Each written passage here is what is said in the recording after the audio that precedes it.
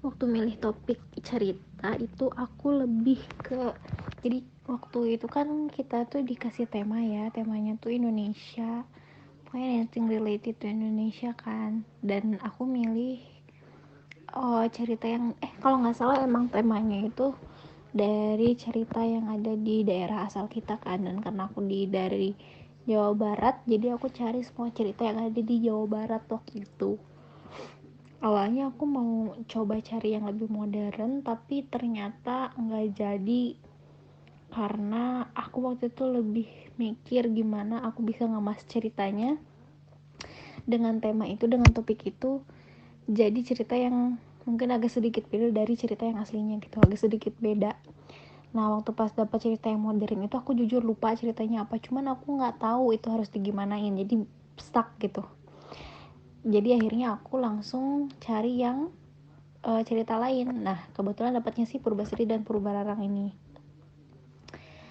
Nah kalau misalnya researchnya sebenarnya dari internet ya, dari Google juga banyak cari-cari dan baca-baca cerita dari situ, research topik si Purbasari dan Purbararang. Karena kan pas aku nemu nih, aku milih topiknya si Purbasari dan Purbararang ini. Kemudian aku mau ngembanginnya jadi kayak gimana, itu kan aku nggak bisa ngembangin sembarangan ya si ceritanya. Aku harus tahu si Purbasari dan Purbararang itu karakter aslinya masing-masing kayak gimana. Kemudian selain ada mereka tuh ada siapa aja sih karakter pendukungnya, settingnya, dan lain sebagainya. Jadi aku researchnya baca lagi Purbasari dan Purbararang di internet, tapi dari point of view dan juga sources yang beda-beda gitu. Nah kalau untuk draftingnya aku sebenarnya buat dari nol. Jadi aku nggak pakai cerita Purbasari dan Purbararang. Jadi cerita aku tuh lebih berat ke cerita lanjutan dari Purbasari dan Purbararang. Nah untuk si proses draftingnya itu sendiri, aku pakai premis.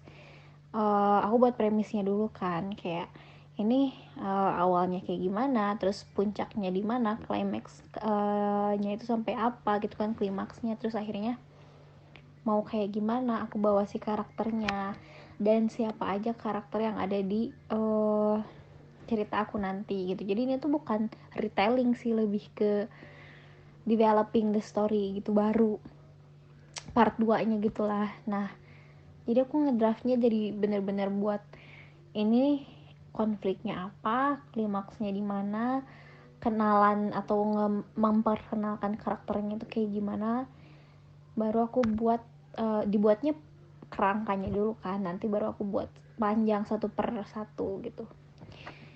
Untuk proses draftingnya sendiri enggak lama sih, sehari gitu kalau draftingnya. Yang lama tuh lebih ke nulisnya. Terus feedback yang dikasih sama dosen waktu itu, jujur aku sedikit lupa.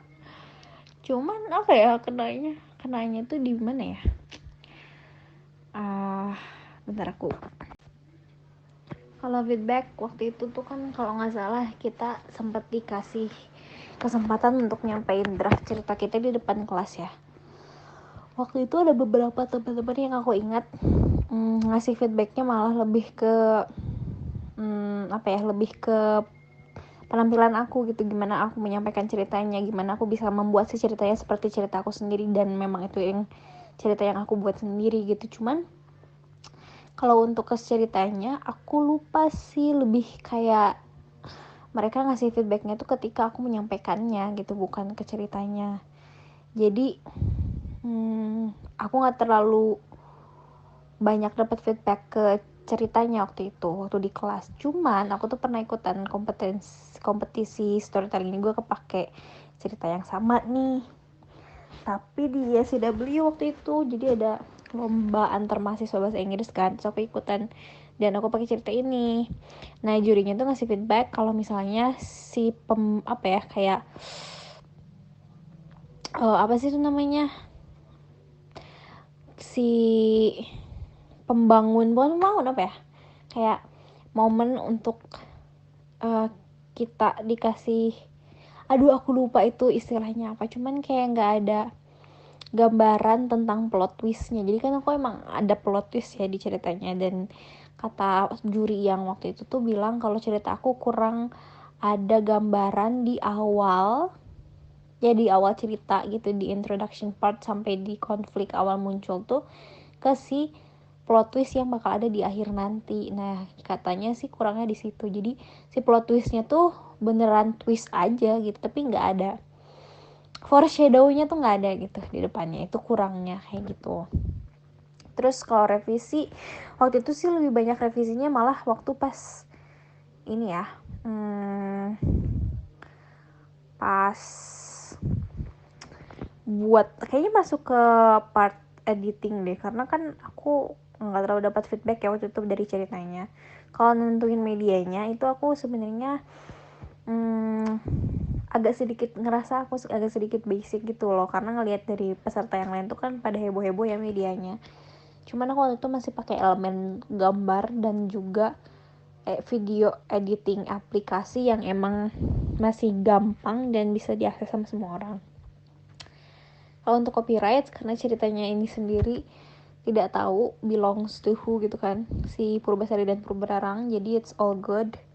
Kecuali kalau misalnya masukin lagu mungkin ya di video editingnya, mungkin itu harus ada copyright juga, cuman aku nggak include lagu juga, jadi aku pure medianya tuh video visual gitu, dan aku sendiri sebagai medianya.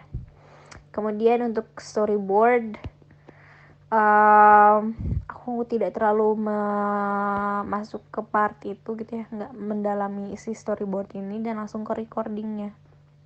Jadi karena ceritanya aku sendiri yang buat gitu, jadi pas dari kerangkanya aku masih ingat, pas recording pun tanpa aku kayak ngapalin berhari-hari itu masih muncul di kepala gitu, lanjutannya apa, karena emang udah tahu ceritanya gitu. Jadi pas recording aman, nggak terlalu ngambil banyak waktu.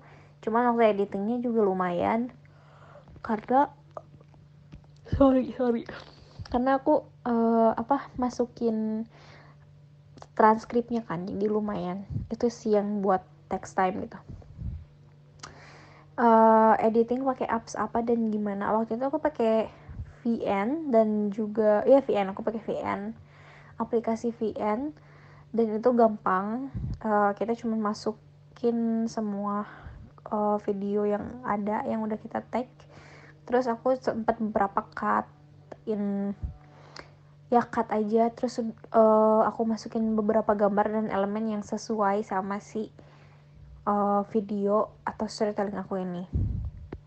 Sebenarnya kalau misalnya ditanya revisian di editing, aku paling ngerasa salahnya karena elemen-elemen yang ada di video aku tuh semuanya nggak satu tema gitu. Jadi contohnya nih gambar Purbasari aku dapat dari animasi atau platform gratis di Google di link A gitu ya. Nah aku dapat nih gambar Purbasari, terus si Purbararangnya tuh aku dapat di link yang lain, jadi mereka tuh agak sedikit beda di animasinya walaupun mereka gratis gitu loh. Jadi itu yang buat aku ngerasa kayaknya kalau elemennya itu bisa sejenis atau misalnya satu desain semuanya tuh kayaknya bakal lebih terlihat meyakinkan gitu videonya. Cuman ya that's all sih untuk si editing.